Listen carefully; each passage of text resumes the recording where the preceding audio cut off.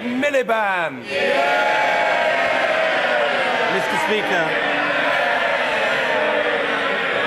Mr. Speaker, following his U-turn on payday lending, can I ask the Prime Minister why he's moved in 2 short months from believing that intervening in broken markets is living, and I quote, in a Marxist universe, to believing it is a solemn duty of government?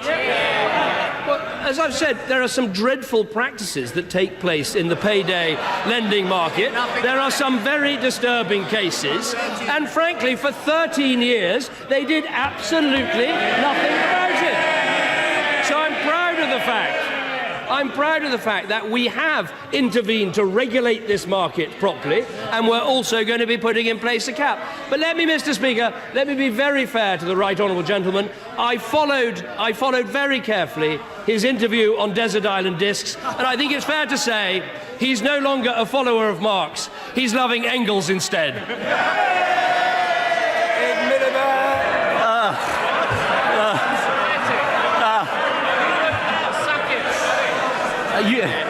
You'd have thought he'd be spending his time trying to be the Prime Minister, Mr. Speaker. Now, what's surprising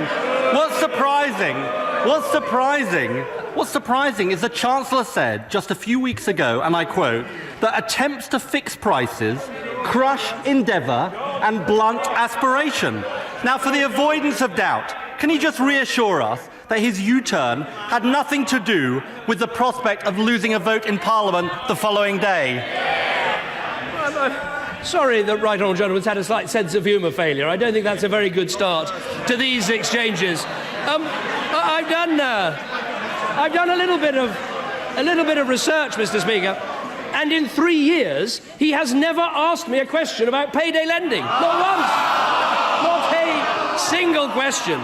I've been asked about all sorts of things. Look, it is right to intervene when markets aren't working and people are getting hurt.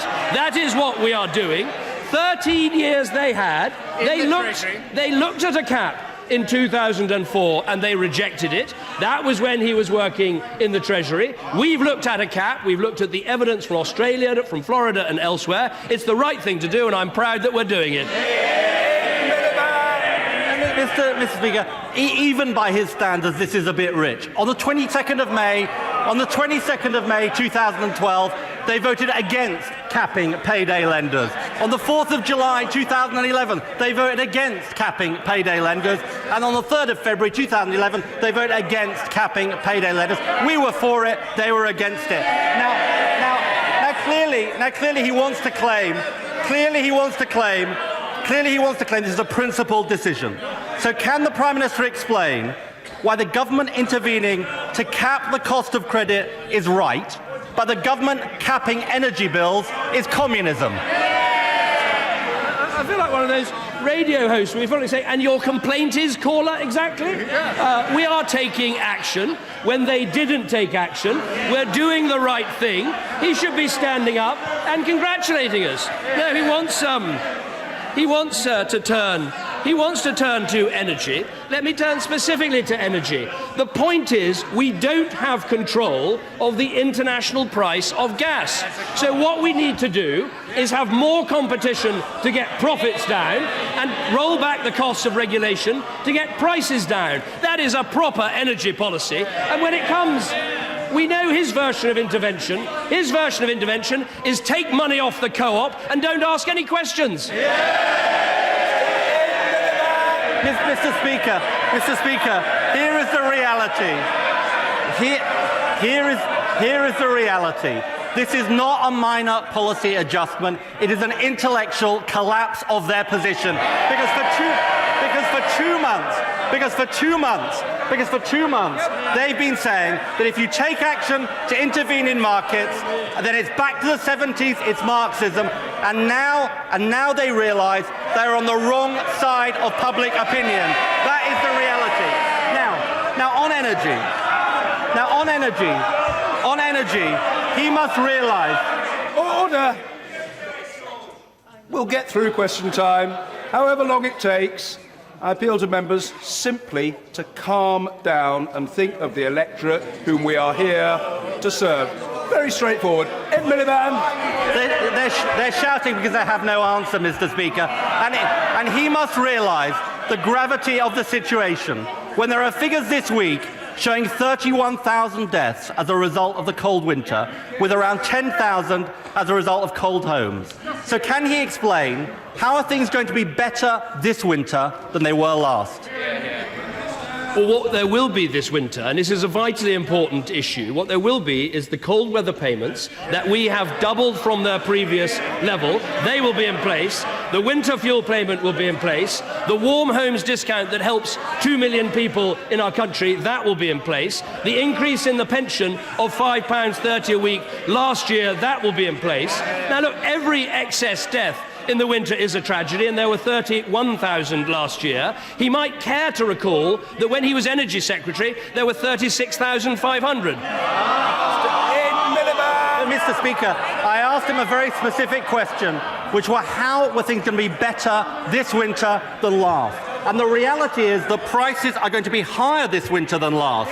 For the average household, the British gas bill went up £123 this week.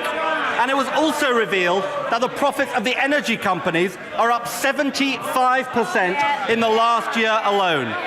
Why, under his government, is it acceptable for the British people to pay exorbitant prices to fund exorbitant profits? What is intellectual incoherence is not to address the fact that there were 36,500 winter deaths when he was standing here as Energy Secretary, and that number was lower last year. What is intellectually incoherent is to promise a price freeze for 20 months' time when you don't control the global price of gas. That is completely incoherent and a total con. And when we're on the collapse of intellectual positions, more borrowing, more spending, more taxing, exactly the things that got us into his mess in the first place, and he remains committed to each and every one. Mr. Speaker, I'll tell you what's a con. It's saying one thing before the election and then another thing as Prime Minister. Here's what the honourable member for Richmond